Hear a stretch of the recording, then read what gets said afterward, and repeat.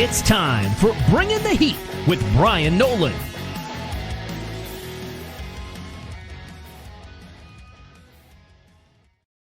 What is going on, ladies and gentlemen? It's another edition of Bringing the Heat with Bryan Nolen. Bryan Nolen here on the week of March the 12th, 2025. I've got a great show on tap for you this week. Driver the number 16 car, Mr. Christian Eckes, going to join the program, talk about his transition to the Xfinity Series, a plethora of other things, and so much more, as well as my co-host for this evening's program, Mr. Big Haas, Mr. Jared Haas himself. He is going to be diving on into the latest news, notes, and everything in between.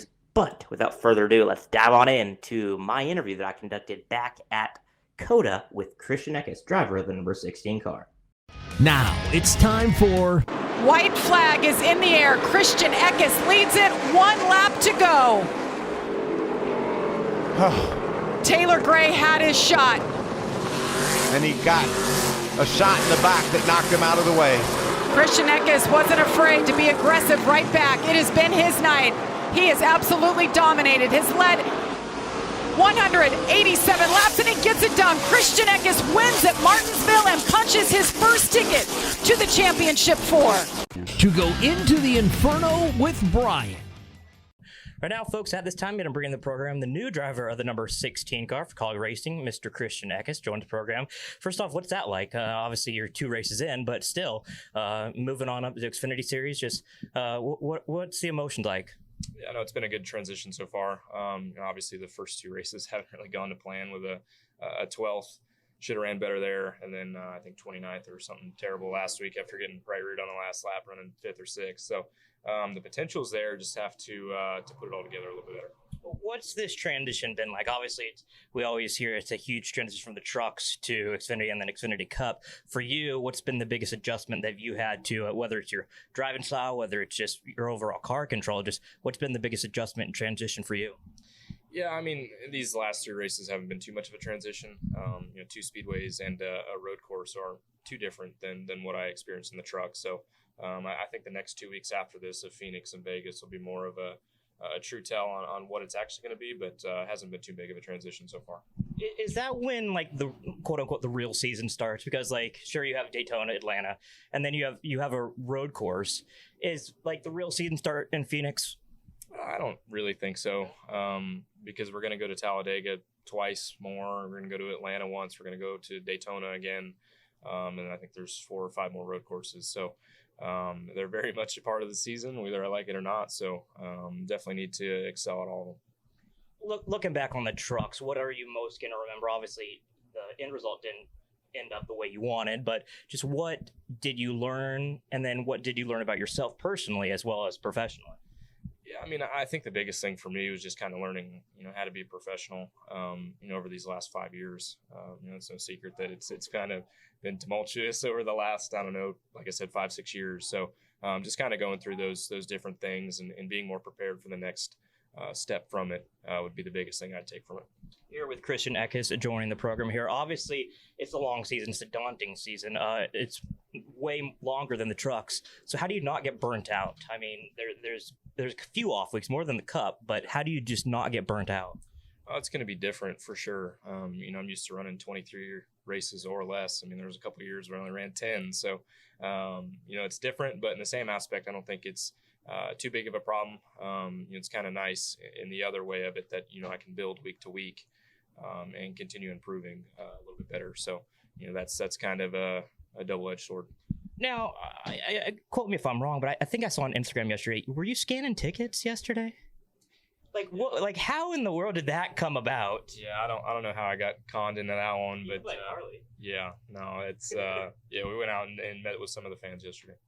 Now, do the fans recognize you? Are you at that level where you can get stopped at the grocery store? A couple of them. Yeah, okay. Yeah, a couple of them. Not too many, but a couple of them.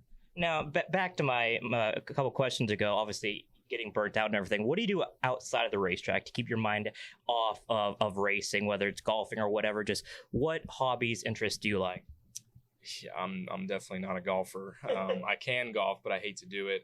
I'd say mostly just the time that I do have. It's been pretty busy here recently, just trying to get to know the team and improve our stuff. But I'd say the most thing that I do is probably just hang out with my dog and watch movies. I'm pretty boring. I got a black lab. Okay. I got 2 Frenchies. So Okay, a little nice. bit different. Yeah, a little bit different. Yeah. Exactly. Little size Still difference. Yeah. Oh yeah, I mean, one's 30 pounds and one's like 11. Yeah. So it's a little bit different. But Nice.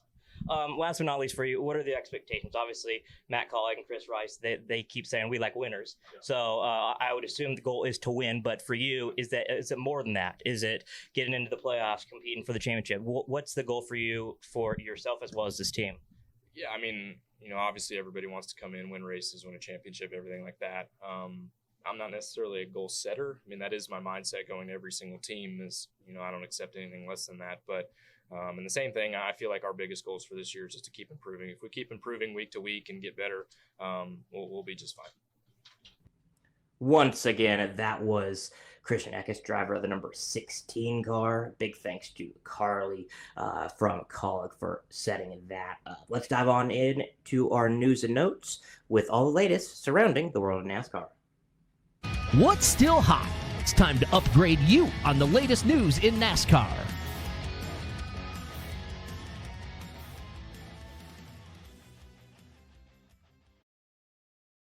All right, I'm going to bring in my co-host for this evening. He is a new resident of Charlotte, North Carolina now. I don't think I can call him Big Haas anymore because he's had a traumatic weight loss as well. Mr. Jared Haas, how are you, my friend? You're looking swole and you moved to a new city. A big transition for you, bud.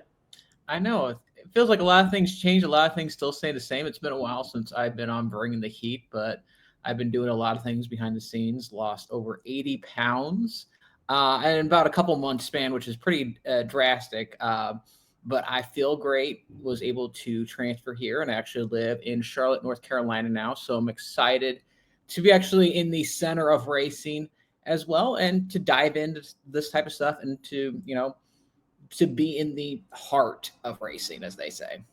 I love it. I love it, buddy. And I think another person that is beyond happy is a bunch of NASCAR fans in general, because it was announced on Tuesday, March the 11th, the Amazon Prime entire booth and a familiar face. We saw him a lot last year after being away for about a decade. Carl Edwards, he's coming back. He's going to be the analyst for the Amazon Prime portion of the schedule. It debuts in Charlotte for the Coke 600. They also announced their pit reporters, that being Kim Kuhn, Marty Snyder, as well as Trevor Bayne. A little interesting there, they already announced that it will be Adam Alexander, Dale Earnhardt Jr., and Steve Letarte on the in the booth. Once again, Charlotte, Nashville, Michigan, Mexico City, and then they round out their 6 races with Pocono. I'm very glad to see Carl back. I feel like every time we get to see Carl, we are much more. We learn so much more, and it's a familiar face that we haven't seen in a while. So I'm glad we get to see him for 6 consecutive weeks, Jared. Yeah, Carl Edwards, he seemed to be on the trajectory of being in the TV host before retired. He felt like he did quite a few of those TV spots beforehand. Then obviously after the wreck at Homestead, abruptly retired. And, he took quite a few years off just to, relax. Edwards is very, he's not a very public person. He likes to live a very private life. But, I could get that sense with that itch. He kept me more and more at these racetracks. He was at Darlington. He even did an interview with our own Dalton Hopkins at Nashville a couple years ago. So he's been out there more and more, and to see him provide the insight that he can do in the mind of Carl Edwards, I think it's going to be a great addition for Prime. And like I said, it's only a couple races. I think this is a good dip your toes in, kind of get wet for Carl Edwards to get into the analyst role, and for Carl Edwards to be back in NASCAR more and more. Another thing that we got news on was the future of a familiar love in my heart, that being Auto Club Speedway. According to the Los Angeles Times, they spoke with the NASCAR West Region's president, Dave Allen, said that they're still committed to bringing back stock car racing. He said, and I quote, "The market is extremely important to NASCAR, so we're not abandoning the market. What we don't have is a firm timeline yet. There's some things within the sport that need to get sorted before we can make some strategic decisions as it relates to what we are going to build. We are going to do something. I just don't know when yet." Now, once again, Auto Club played host to their final race in 2022. You had the Clash in 2023. I mean, Jared, the longer that they wait, the less likely that they are going to be having a race. Should I have any optimism whatsoever that we will see a race where the Fontana track was? The big question is who's going to foot the bill? Because it's going to be a big investment to turn what was part of the straightaway that was Auto Club Speedway into a racetrack. And, already Amazon's bought up the warehouse and already building that up right where basically I think it was turn 1 and 2 of the track is. So first things first is they got to get the money to build that track. Obviously, there's been a rich history in West Coast racing. I mean, I feel like Auto Club has reached a similar fate, a little bit different with Riverside. That road course before was shut down, and now it's basically a residential area. The issue is California. There's not abundance of space to build stuff. So NASCAR has to work within the blueprint that they have with the track space that they have available. So it's not going to be some big, 2-mile track. Again, it's going to be that short track that they talked about. But again, it comes down with the money. And I mean, I wouldn't roll out street course racing could happen as well. NASCAR's not going to try to say, oh, we don't want to race in Southern California. I mean, it's still a big market. There's still West Coast racing fans. And, it feels a little bit weird with this West Coast swing. You just go to Las Vegas and Phoenix. You almost want to have that third week out there to go to something like, a Southern California race. So the question is what lies ahead with NASCAR is, can they get the investment to build this track, rebuild this track basically from scratch and have races there that are successful, that is a return on investment for the track. So that is the big question, because again, if that fails, there are going to be developers that are going to really quickly jump on that land in California to build something else over that. And it just takes forever for stuff to get built in California, especially. So, I mean, it's going to be regulations and rules and guidelines, a lot stricter than every other state. Exactly. So we'll have to wait and see. What we're also going to have to wait and see is if Christopher Bell on Sunday can become the first driver to match Bill Elliott's 1992 start in winning 4 out of the first 5 races. I mean, we're going to a track that he should have won, Jared, back in the fall. He finished second. Unfortunate for him. And guess what? I wouldn't be surprised to see him in victory lane come Sunday afternoon in Las Vegas. This is a historic streak we're seeing. I mean, were you expecting this? And then could it actually come to fruition come Sunday? I didn't expect to be that fast in the preseason predictions. I actually had Bell over Larson. I know Larson's a really talented driver, and he's proven it in the past, but Bell has consistently been up there and be able to rise to these occasions when that matters. And now he's taking it to that next level of being week in and week out, whether it be a super speedway type of track at Atlanta, whether it's a road course at Circuit that matters, or whether it's Phoenix Raceway, which seems to be more or less in Bell's wheelhouse, as he's won there before and performed well in this situation. And you go to a track that Las Vegas, he hasn't won there before, but he's performed really well there in the past, as you mentioned. He was second last year, finished, right behind Kyle Larson. I mean, so close, but this is going to be a very important weekend for the championship for contenders, because understandably Phoenix is where the championship's decided, right? But you look at this playoff structure this season. You don't have Homestead in the round of 8. You instead have Talladega. And in order for yourself to guarantee that you are in to the championship 4, I want to perform well at Las Vegas. If I win, I don't have to worry about Talladega and the crapshoot that happens. And with history tells, I mean, you could have 2 great finishes, and if you're the top driver and have a so-so finish, let's just say Talladega, you have a 16th, 17th, you're not going to make it, because, those round of 8 drivers are going to try to find a way to get in and win. So if I'm a championship 4 contender, mainly looking at Bell, looking at Byron, I want to make sure my best stuff's up, because Las Vegas, even though Phoenix is the race where the championship is determined at, it's going to be the most important race for that, I'm going to say Las Vegas is equally up there if you want to get into that championship 4. So this is a crucial race and stretch for these teams to show early on that, hey, we're actually contenders. You're going to have to go through me if you want to win the championship. Let's dive on into our soundbite of the week, where a Wood Brothers guy got a top 5, that being in Mr. Josh Berry. Well, Tony, what angered you at the end of the race? What did you take issue with? What the hell do you think I was mad about? Dumb little runs us clear down to the infield. He wants to about everybody else, and he's the one that drives like a little. I'm gonna bust his ass. Thanks, Tony. Thank you. And short track racing. It's time for the sound bites of the week. Fourth place finish for you today, Josh. Talk us through your race. It was solid. Our car was good. Miles and everybody on the 21 team made some good adjustments, made the car better. We need to be a little better on the longer run early in the race, but he made good adjustments and that got more competitive. And we kept battling back. We had issues on pit road with the left rear. Unfortunately had to back up, tighten the tire, but had a few good restarts and was able to get back up there and get a solid finish. So just really proud of everybody in this team. They did a great job. The car was really strong. And all the work we put in on the off season paid off, and we got a good finish.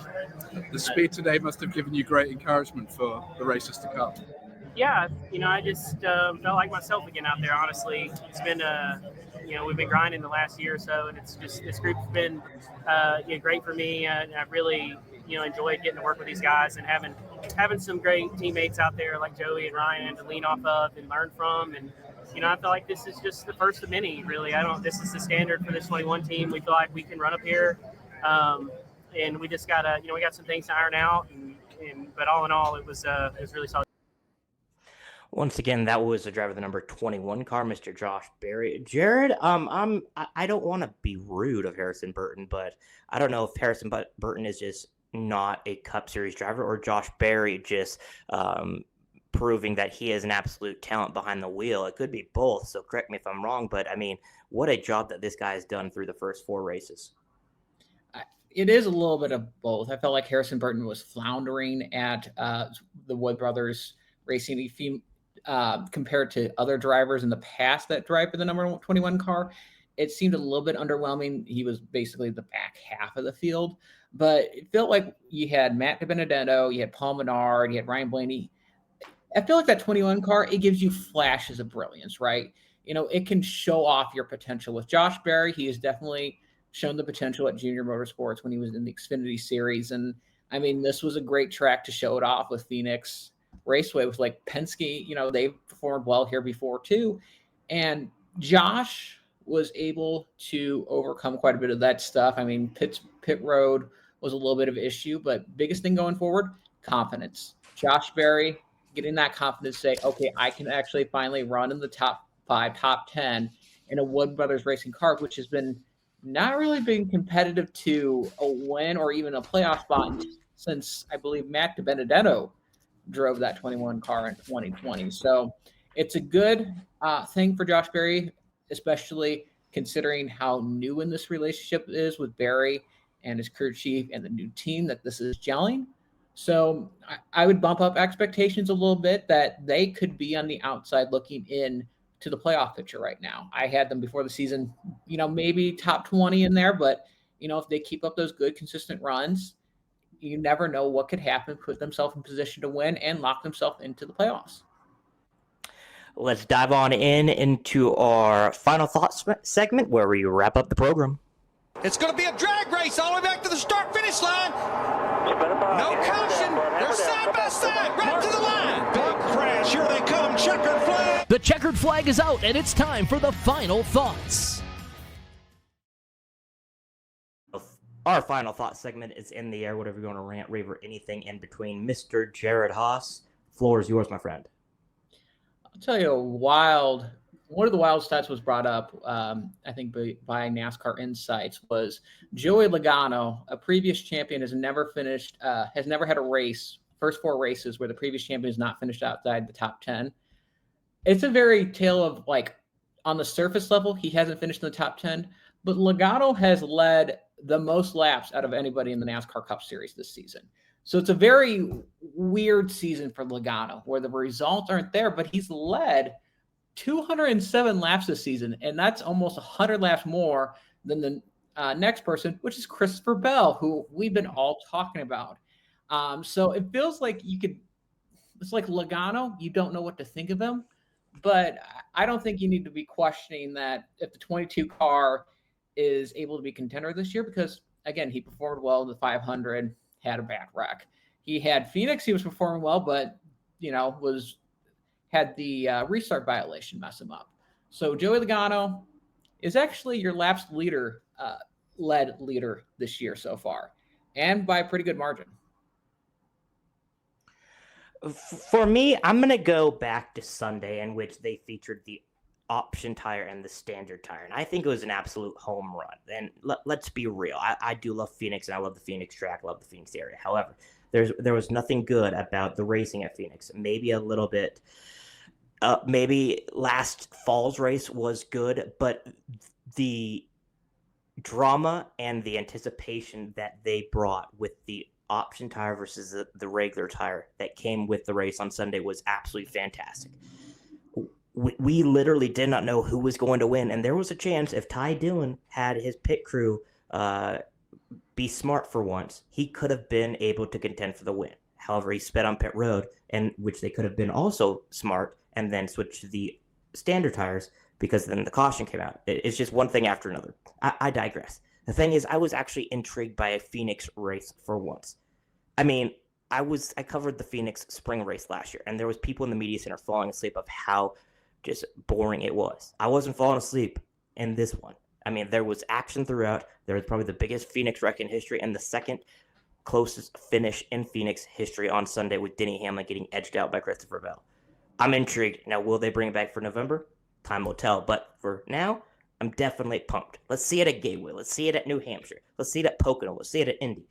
The more option standard tire debate that we have, the better the racing is going to be and the more strategy that will come into play. So for now, let's keep on with the momentum. You know what else we're going to be keeping on with the momentum? That is our YouTube channel, and this guy leads the departments all up on the YouTubes. Jared, it feels like we have 25 different YouTube channels. I think we got 4, so please, if the viewers don't know, where are the 4 YouTube channels at, and how can they subscribe?